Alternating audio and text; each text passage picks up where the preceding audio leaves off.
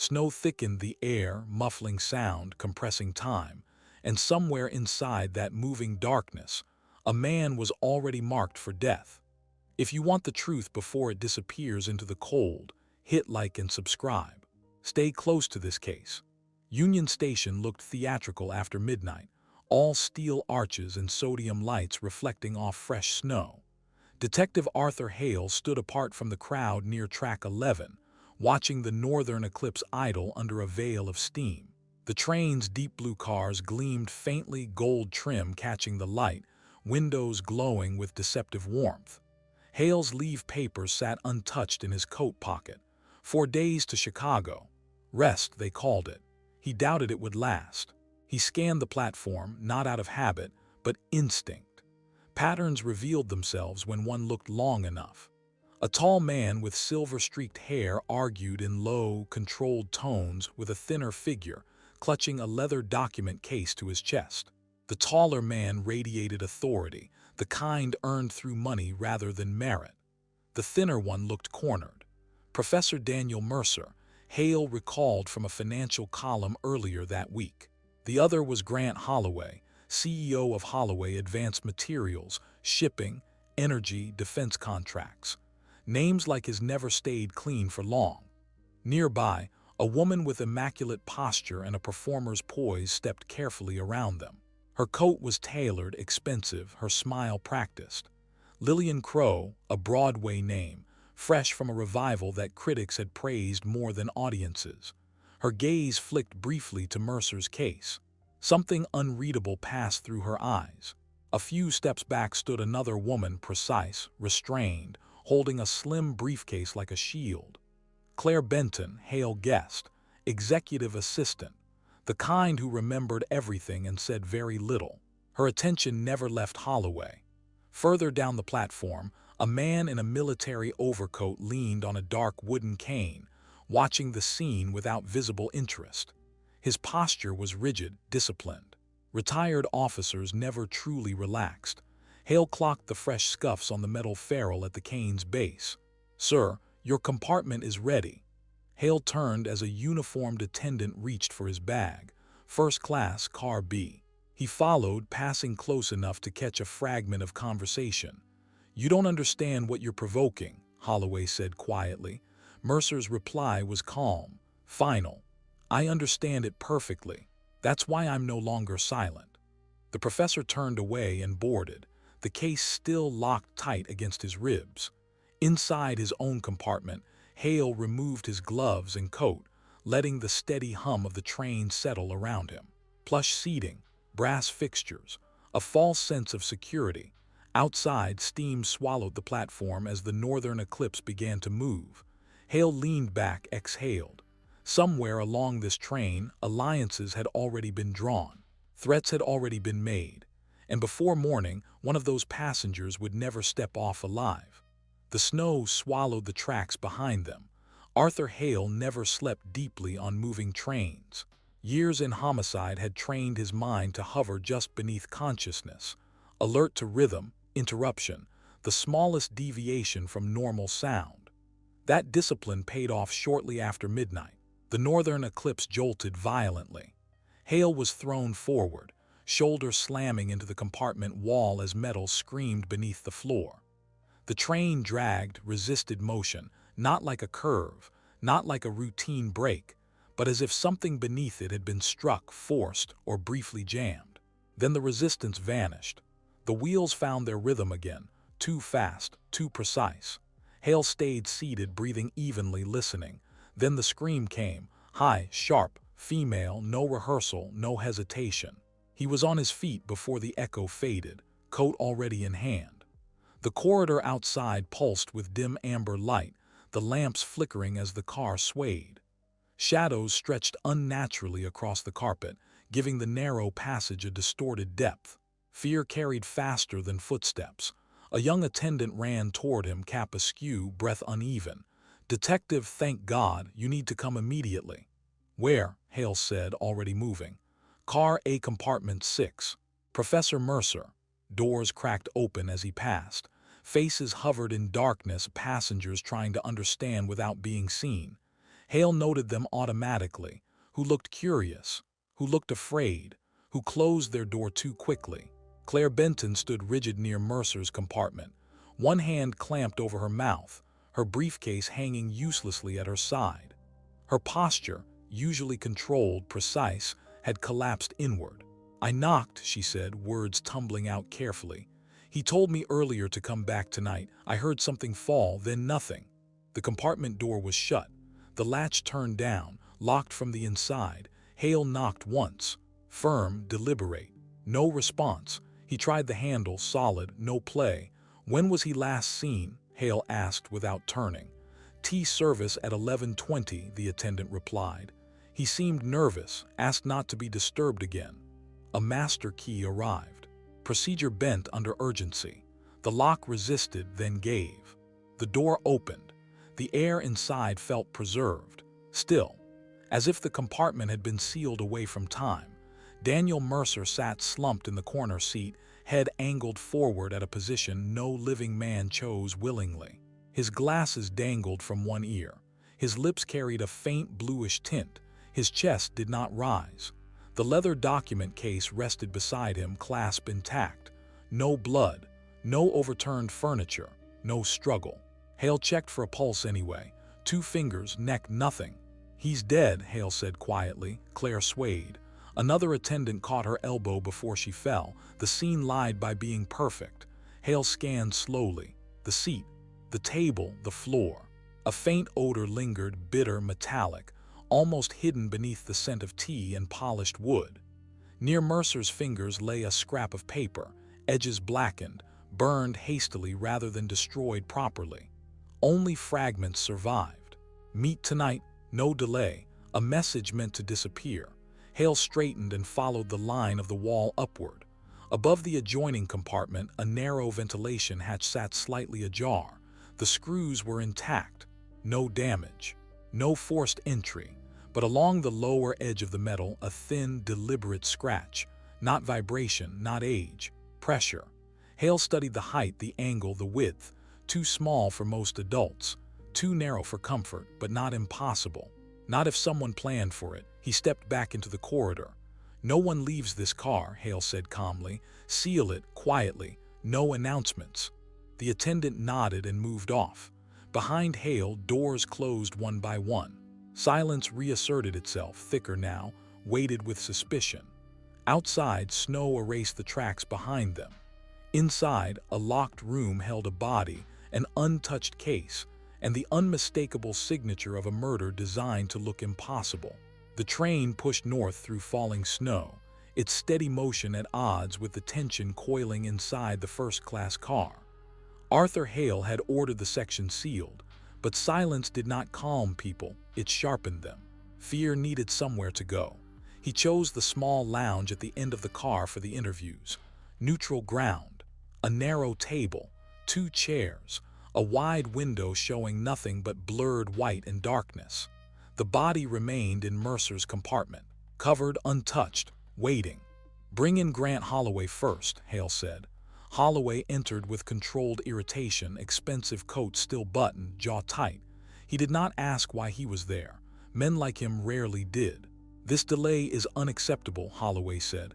"My schedule." "A man is dead," Hale replied calmly. "Sit down." Holloway complied, but his eyes hardened.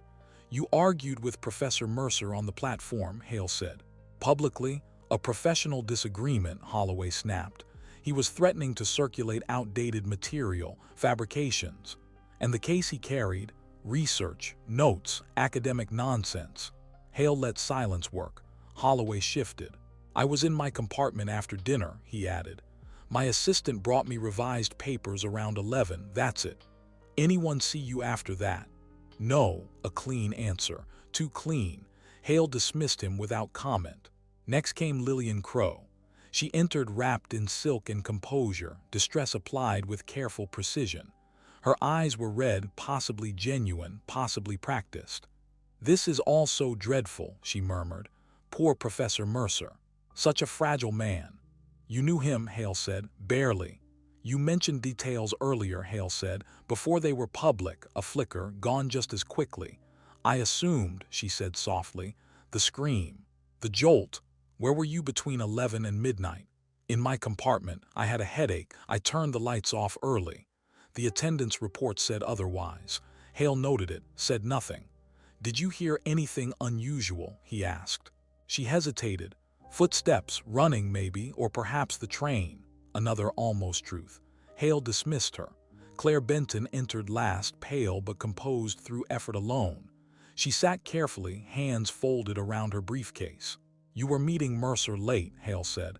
Yes, he asked me to copy documents earlier in the day. He said they were sensitive. Did he explain why? She hesitated. He said they proved fraud. That if anything happened to him, people should look closely at Mr. Holloway. There it was, motive, sharp and clean. Did you see anyone near his compartment? Hale asked. No, but I was afraid. Holloway has a temper. An influence, fear but not deception. Hale believed her. Finally, Colonel Thomas Reed. Reed entered with military stiffness, cane tapping once against the floor as he sat. You heard the scream? Hale asked. Hard to miss, Reed said. Woke me from a doze. Anything before that, a scraping sound, metal perhaps, thought it was luggage. Hale's eyes dropped briefly to the cane, fresh marks along the metal tip. Did you leave your compartment? No, the answer held. Reed rose and left. Hale leaned back once the lounge was empty. Holloway had motive. Crow had opportunity. Benton had fear. Reed had a tool, or at least something that could be used as one. And yet something did not fit. The killer had not panicked. The killer had planned. Hale looked out the window at the rushing snow. This wasn't about anger. It was about control. And someone on this train had too much of it. The storm worsened before dawn. By the time gray light began to leak across the sky, the northern eclipse was no longer gliding through snowfall. It was forcing its way through it. Wind slammed against the cars. Snow packed itself against the windows in thick, blinding sheets. At 6:42 a.m., the train slowed. Metal screamed again, longer this time as brakes fought the track. The engine shuddered, pushed forward another 100 yards, then gave up. Silence followed, deep, final. Passengers stirred, voices rising in uncertain murmurs. Arthur Hale stepped into the corridor just as the conductor hurried past, face tight with concern. Drift across the line, the conductor said. We're stopped at a service halt. Crews are clearing it, but it'll take time, an hour, maybe more. Good, Hale replied. The conductor blinked. Good. It gives me control, Hale said. Keep everyone aboard and keep this car secure. Hale returned briefly to Mercer's compartment. The body remained covered, the case untouched. Nothing had shifted. Nothing had been disturbed, except the hatch. In daylight, the scratch was clearer. Fine. Intentional. A levering motion not forced but coaxed. Someone patient had been here. The door at the end of the car opened briefly to allow air and reassurances. A handful of passengers stepped onto the narrow, snow-choked platform, stretching legs, smoking nervously, pretending nothing was wrong. Hale followed. The air was sharp, cutting. Snow crunched beneath his shoes as he moved away from the train, and then he stopped. A woman stood near a stack of maintenance crates, a leather satchel slung over one shoulder. Snow clung to the brim of her hat. She listened to a railway worker explain the delay with polite skepticism. Hale stared. Of all places, of all mornings. Mara Collins, he said. She turned, surprise flashing into a grin. Arthur Hale. Either you're following me or something has gone very wrong. Both, Hale said. I'm supposed to be on leave. She studied his face. And you're not. A man was murdered on this train, Hale said. Locked compartment, no weapon. No struggle. Her expression sharpened instantly. How? Poison, Hale said. Most likely administered during the jolt. Ventilation hatch used for access. May I see it? She asked. My better judgment says no. And when has that ever stopped you? She replied. 3 minutes later, they stood inside Mercer's compartment. Mara took it in quickly. The covered body, the case, the latch, the hatch. How high? She asked. About 6 feet, Hale said. She studied the scratch. This wasn't open to escape, she said. It was open to be closed again. Hale frowned. Explain. The angle, she said. Whoever pried it did so from this side to reseat it after use. That means the killer wanted the illusion restored. Hale felt the pieces shift. And the tool, she added, thin, hard, portable. A cane, Hale said. She nodded. Or something like one. Mara stepped back. Your killer didn't improvise, they rehearsed. The conductor called out. Passengers were reboarding. Stay out of trouble, Mara said, adjusting her satchel. You just caused it, Hale replied. She smiled faintly and stepped back into the snow. As the northern eclipse lurched back to life, Hale stood alone in the compartment, staring at the hatch. The locked room wasn't the trick. Control was, and whoever held it wouldn't stop now. By late morning, the northern eclipse was moving again, but the sense of motion no longer meant progress. Inside the first-class car, suspicion pressed against every wall. Conversations died mid-sentence. Eyes lingered too long. Arthur Hale reclaimed the lounge. On the table before him lay the leather document case, untouched, unopened, central to everything. He had delayed opening it deliberately. A secret revealed too early lost its power. Now, with the storm behind them and the killer trapped, the timing was right. Bring them all, Hale said to the conductor. Quietly. Grant Holloway arrived first. Irritation sharpened into something closer to anger. Lillian Crowe followed, composed but pale. Claire Benton entered last, shoulders squared as if bracing for impact. Colonel Reed took his place near the window, cane planted firmly before him. The door closed. Silence settled. Hale placed the case at the center of the table. Professor Mercer believed this would cost him his life, he said. He was correct. Holloway snorted. You're indulging the fantasies of a frightened academic. Hale ignored him and unlocked the case. Inside lay neatly stacked documents, contracts, correspondence, financial summaries. Logos Hale recognized immediately. Holloway Advanced Materials, subsidiaries, shells, dates altered, figures adjusted. Claire inhaled sharply. At the bottom, Hale said, lifting the final folder, is a prepared disclosure statement. Signed, dated 2 weeks ago. Mercer intended to hand this over in Chicago. Holloway stepped forward. Those are forgeries. Then you'll welcome forensic review, Hale replied. Lillian Crowe shifted in her seat. Hale noticed. Let's address the illusion, Hale continued. The locked compartment, the untouched case, the quiet death. Everyone assumed poison was slipped into Mercer's tea during service. Reed nodded. Logical. Incorrect, Hale said. He turned to Lillian. The poison was administered after the tea, Hale said calmly. During the jolt, her breath caught just enough. Hale continued. A fast-acting powdered compound, tasteless, activated by heat. It needed to be delivered directly, not through service. Holloway's jaw tightened. The jolt masked movement, Hale said. Sound, balance, timing. He tapped the table lightly. The hatch was not an escape route, it was a reset. Someone entered Mercer's compartment, delivered the poison, reseated the hatch, and restored the illusion. Claire whispered, someone small. Hale nodded. And agile, someone trained to move through confined spaces. Lillian's hands clenched. Hale turned to Reed. Your cane bears fresh scoring consistent with levering thin metal. I believe it was borrowed. Reed stiffened. Without my knowledge. Yes, Hale said, and returned. Lillian stood abruptly. This is absurd. Hale didn't raise his voice. You lied about your movements. You knew details before they were public. You were seen near Mercer's compartment when the jolt occurred. Her composure fractured. And you were desperate, Hale added. Debt, contracts drying up. Holloway promised relief. Holloway exploded. That's ridiculous. Hale's gaze cut to him. You needed Mercer silenced. You needed someone expendable, someone who could fit. Lillian's eyes filled with tears. He said it wouldn't kill him. Silence crushed the room. Holloway stared at her, horror and fury colliding. Hale closed the case. The illusion failed, he said, because illusions always do. Outside, the train pressed north. Inside, control had changed hands. The realization did not explode.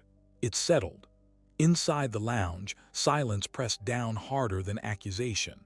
The northern eclipse cut through the white landscape, but inside the car, time had slowed to a crawl. Lillian Crowe sat rigid, hands clenched in her lap.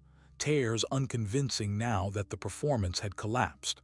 Grant Holloway stared at the documents on the table as if they were a personal insult rather than a death sentence. Claire Benton stood near the wall, breathing carefully. Colonel Reed did not move at all. Arthur Hale watched them, not for reactions but for timing. "Nothing happens yet," Hale said. "No arrests. No announcements." Holloway looked up sharply. "You admit you have nothing concrete." "I admit I'm patient," Hale replied. He turned to the conductor. "Secure the observation car. We'll gather everyone there shortly." When the door closed again, Holloway leaned forward. "You're making a mistake," he said quietly. "You think you've solved something elegant, but all you have is conjecture and a frightened actress." Hale met his gaze. "You underestimate how little elegance murder requires." Holloway smiled thinly. "And you overestimate how much proof survives it." That was the tell. Hale stepped closer to the window.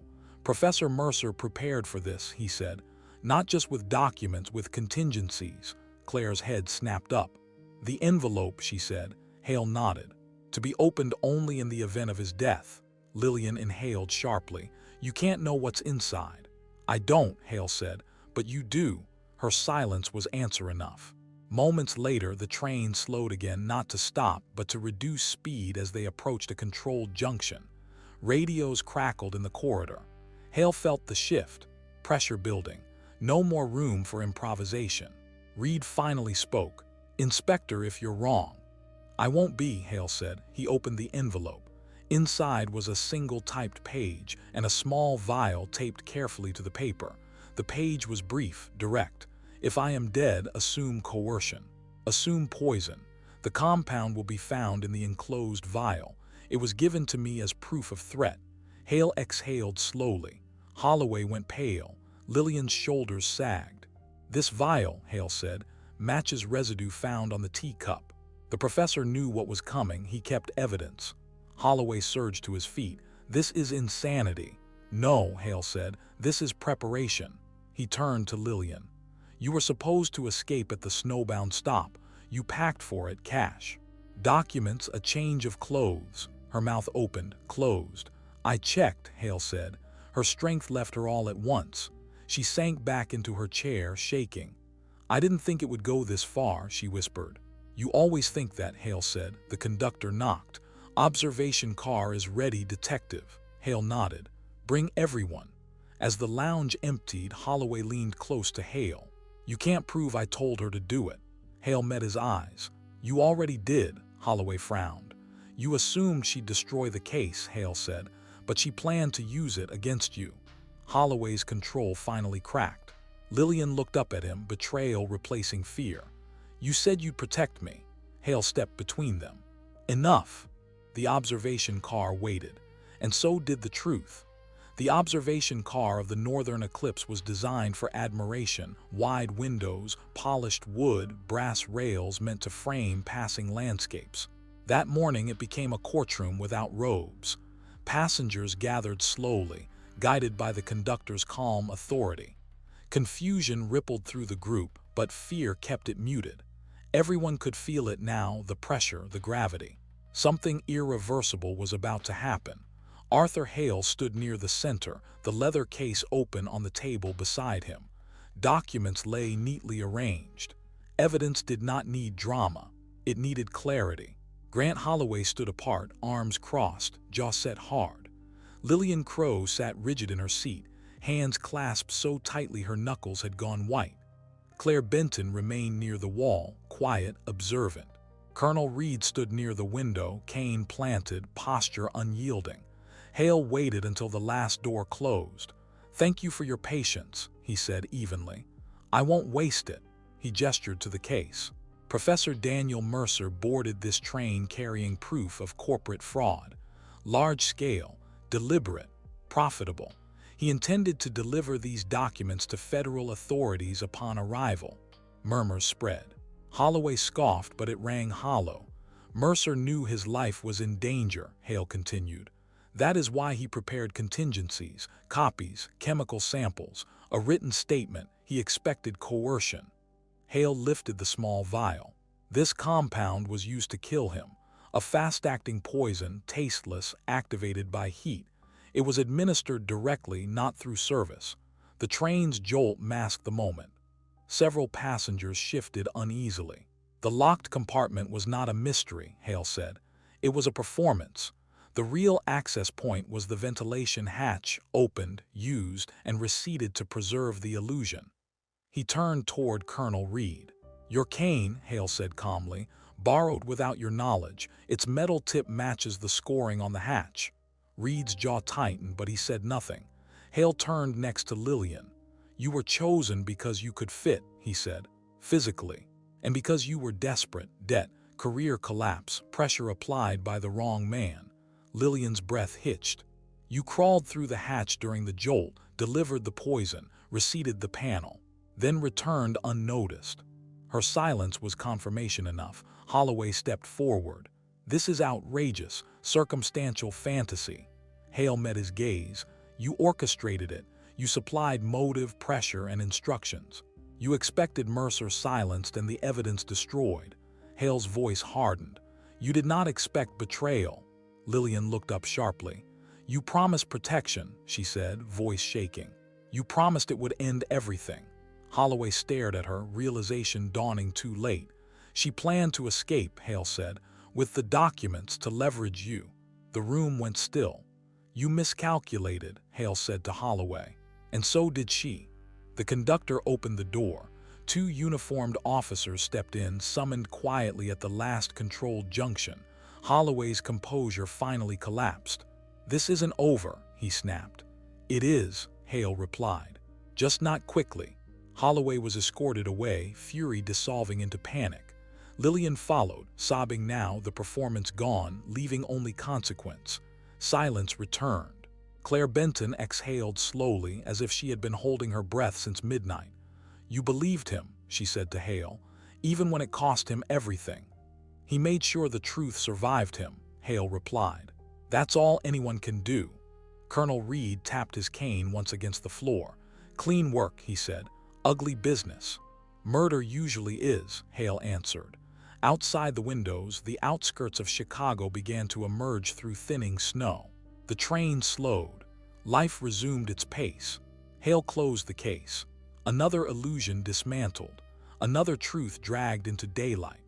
As the northern eclipse rolled toward its final platform, Hale adjusted his coat and prepared to disembark, knowing, as always, that mysteries did not end. They only waited.